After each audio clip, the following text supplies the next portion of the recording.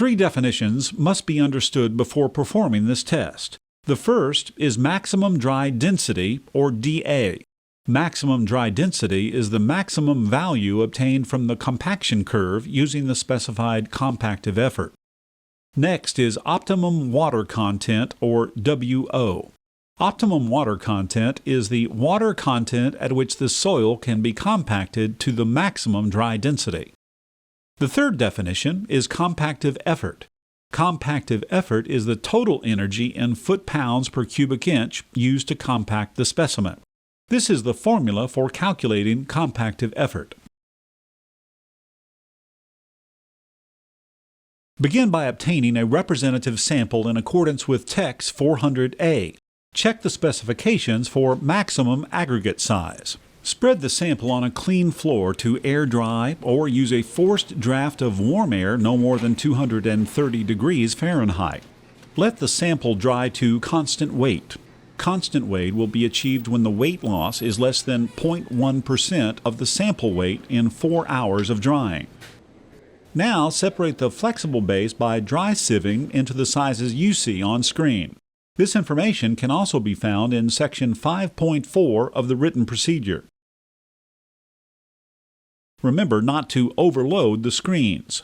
The material passing the number 4 and retained on the number 40 sieve may need to be shaken separately and in several small batches to avoid overloading the screen. When material contains aggregate retained on the 1 3/4 inch sieve, add the mass of retained material to the mass of the material passing the 1 3/4 inch sieve and retained on the 1 1/4 inch sieve for recombining individual specimens. Do not use particles larger than 1 3/4 inch in the compacted specimens. When aggregate between 1 3/4 and 1 1/4 inches is needed, crush particles larger than 1 3/4 inch or obtain additional material from the project.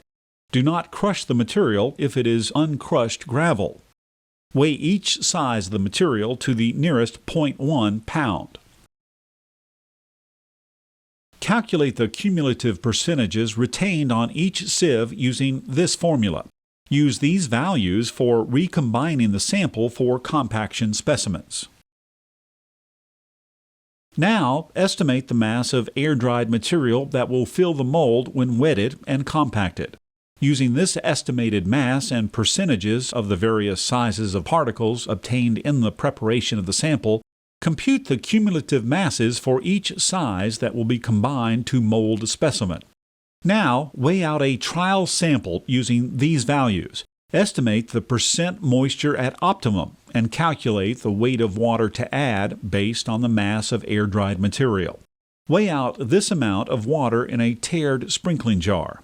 You will now mold the trial sample in accordance with sections 6.7 through 6.32 of the written procedure. Using the height and mass of the trial sample, calculate the corrected mass of material required to mold samples with a height of 8 inches using the formula you see on screen. Now, weigh 4 samples for the moisture density curve using this corrected mass and percentages of the various sizes of particles obtained in the preparation of the sample. Next, determine the moisture content of each specimen. Estimate the optimum moisture content and calculate the water content of the first specimen at 2 percentage points below this estimate. Calculate the water content of the other 3 specimens, increasing each in increments of 1 percentage point. Calculate the weight of water to add to each specimen based on the mass of the air-dried material. Weigh each of these water contents in a tared sprinkling jar. Place the total sample in the mixing pan, mix thoroughly, and wet with all of the mixing water by sprinkling water in increments onto the sample while mixing. Mix thoroughly, breaking up the soil lumps. Be sure not to break any aggregate particles in the sample. Turn the wet material over with the mixing trowel to allow the aggregate particles to absorb water. After it is thoroughly mixed, scrape all material off the mixing trowel into the pan. Weigh the sample in pan and record the weight. Cover the mixture with a non-absorptive lid to prevent evaporation and allow it to stand for 18 to 24 hours. Before compacting, weigh the sample and replace any evaporated water. Thoroughly mix to ensure the even distribution of water throughout the sample. Scrape material off mixing tools and into the pan. Then cover and allow the samples to stand for 1 to 2 hours before molding. Weigh the compaction mold and record this weight on Form Tex-113-4, Moisture Density Relations of Base Material and Sand or Subgrade and Embankment Soils. Using a 7/8 inch sieve, separate the aggregate retained on the 7/8 inch sieve from the aggregate passing the 7/8 inch sieve. Distribute the material retained on the 7/8 inch sieve equally, based on size, shape, and number of particles, into 4 separate non-absorptive bowls. Cover each bowl to prevent the loss of moisture. Using the horsehair bristle brush, brush the material sticking to the 7/8 inch sieve back into the pan containing the material passing the 7/8 inch sieve. Divide the material passing the 7/8 inch sieve into 4 equal homogeneous portions. Estimate the mass needed for one 2-inch layer of compacted material. This will be approximately 1/4 the total material for the specimen. Weigh one of the portions of material retained on the 7/8 inch sieve with one of the portions of material passing the 7/8 inch sieve. Adjust the amount of material as needed to obtain the estimated weight for one layer. Place one non-porous paper disc in the bottom of the mold. Now construct the layer. Begin by covering the bottom of the mold with approximately 1/4 inch of material, passing the 7/8 inch sieve and level with a spatula. Next, hand place all of the aggregate particles retained on the 7/8 inch sieve from one of the non-absorptive containers, minimizing contact with the edges of the mold. Place the aggregates in their most stable position. Aggregates may be placed on top of each other to make them fit, but they must fill the entire diameter of the mold. Now use a scoop held slightly above the top of the mold to pour the remaining weighted portion of material passing the 7/8 inch sieve into the mold. Use a spatula to move this material around, filling the voids between the aggregate particles retained on the 7/8 inch sieve.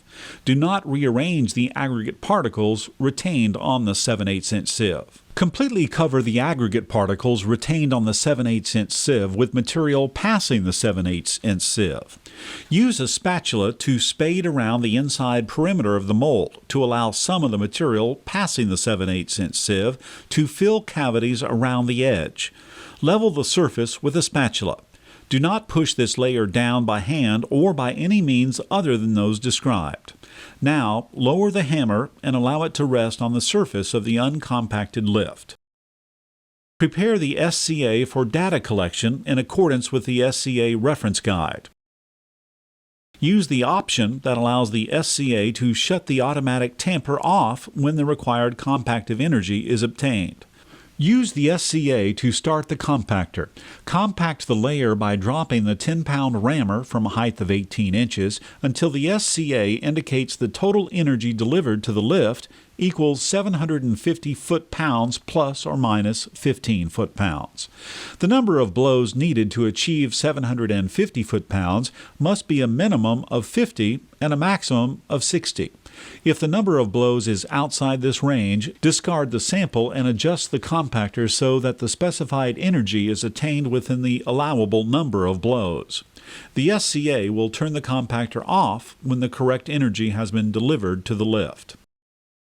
Remove the material sticking to the ram face after compacting each lift. Next, use the sample mass and compacted thickness of the first layer, measured by the SCA, to adjust the mass of the subsequent lifts. Weigh one of the portions of material retained on the 7/8 inch sieve with one of the portions of material passing the 7/8 inch sieve. Adjust the amount of material to obtain the mass for one layer, determined in Section 6.21 of the written procedure. Use a spatula to scarify the surface of the lift just compacted. Do not dislodge the aggregates from the previously compacted lift. Repeat these steps for each of the remaining lifts. Use all material to mold the sample. If needed, use a flexible collar to extend the height of the mold collar on the fourth lift to prevent the loss of material. The surface of the fourth lift should be as free as possible from large aggregates. After the fourth layer has been compacted, fasten the mold containing the material on top of the extra base plate. Be sure the mold sits level on the base plate. Use a spatula or other suitable hand tool to dislodge material from the side of the mold that extends above the compacted surface. Press this material into the surface. Use a small level to check the levelness of the specimen's surface. If needed, level the surface by placing the slide hammer on top of the specimen surface and tap the bottom edge of the slide hammer with the plastic mallet. Repeat until the top of the specimen is level. Do not trim the compacted material with a straight edge. The compacted material should not completely fill the mold after compaction. After the surface is level, apply 10 blows to the top of the specimen with the slide hammer.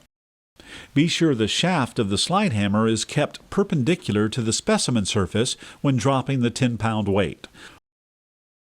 Use a small level to check the levelness of the specimen's surface and tap the edge of the slide hammer if needed to level the sample.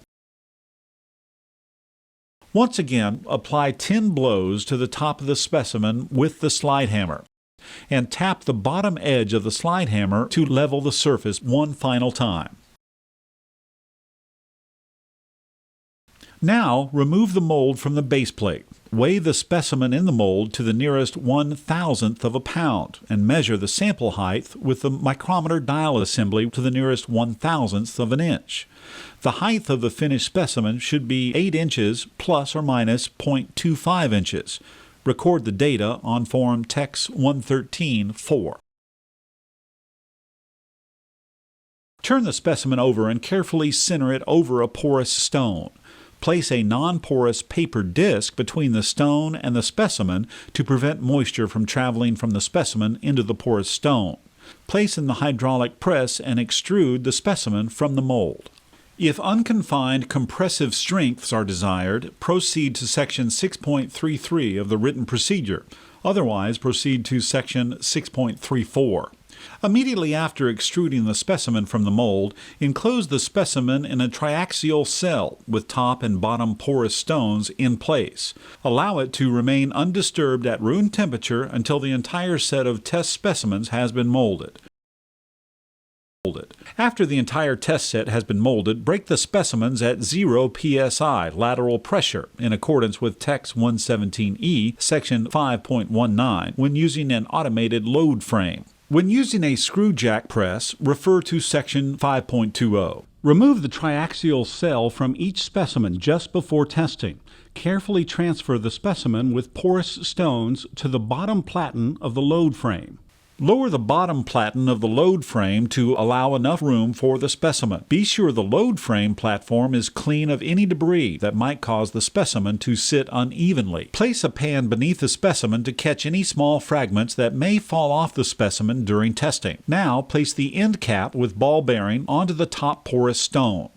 Raise the crossbar or lower the bottom platen to a height that allows movement of the specimen without damaging or disturbing the specimen. Shift the end cap and porous stone laterally so that the ball bearing is directly over the vertical axis of the specimen. Adjust the specimen in the load frame so the ball bearing is centered with the load cell button and the axial load will be applied along the vertical axis of the specimen. Now tear the load cell using the data acquisition software. Raise the bottom platen so the load cell is in contact with the ball bearing. The ball bearing should be seated in the button of the load cell. Apply a vertical load of somewhere between 0.5 and 1 psi.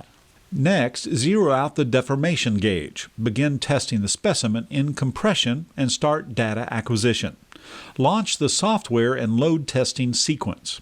Either manually or with the testing software, record the initial load cell reading when data acquisition begins. Record the load and specimen deformation in 0.02-inch increments. Be sure to follow the data acquisition software instructions to monitor test progress. Continue the readings until failure has occurred. Failure is reached when the load cell readings remain constant or decrease with increased deformation. Plot the test results in accordance with Section 8.2 of the written procedure to determine the effect of moisture content and density on strength characteristics of the material. Now, record the weight of a flat drying pan. Remove the porous stones and place the specimen in the flat drying pan. Break up the specimen and place the identification tag with the loose material in the tared drying pan. Weigh the tared pan and wet sample to the nearest 1/1000th of a pound. Record the weight on Form Tex-113-4. Place the drying pan with wet material in an oven heated to 230 degrees Fahrenheit until a constant mass is reached. Weigh the tared pan and oven-dried material to the nearest 1/1000th of a pound and record on Form Tex-113-4. Do not reuse material from compacted samples for the preparation of other compaction specimens. Repeat sections 6.6 through 6.38 of the written procedure for each sample. Referring to Form Tex-113-4, perform the following calculations. First, determine the wet density of the compacted specimens in pounds per cubic foot. Use the formula you see on screen where Wt equals the mass of the mold and the compacted sample, and Wm equals the mass of the mold. Vm is the volume of the mold. Next, calculate the percent water content where Ww equals the wet mass of the sample, and Wd equals the oven-dried mass of the molded sample. Now, calculate the dry density of the compacted specimens where Wc equals the water content of the compacted specimen. Finally, determine the zero air voids density using this formula. Where specific gravity is unknown, use a value of 2.65 as an average value. Use the electronic worksheets contained in Form Tex-117 Triaxial Compression Test to record and calculate the unconfined compressive strength results. You will now construct the MD curve. An example of the moisture density curve can be found as Figure 2 in Section 8 of the written procedure. Plot the dry density versus the percent of molding moisture on Form Tex-113-4 for each compacted specimen. To obtain a well-defined compaction curve, provide at least 2 water content percentages on both sides of optimum. The R-square value for the fit of the data to the curve must be greater than or equal to 0.9500. If it isn't, mold additional samples to improve the fit of the data to the curve and to achieve a minimum R-square value of 0.9500. Use the zero air void line as an aid in drawing the moisture density curve. For materials containing more than 10% fines, the wet leg of the moisture density curve generally parallels with the zero air void curve. Theoretically, the moisture density curve cannot plot to the right of the zero air void curve. If it does, there is an error in specific gravity, measurement, calculation, sample preparation, or plotting. If strength behavior is required, plot unconfined compressive strength versus the percent of molding moisture on Form Tex-113-4 for each compacted specimen. An example of this graph can be found in Section 8 of the written procedure as Figure 3. Record test data on Form Tex-113-4 and Form Tex-117.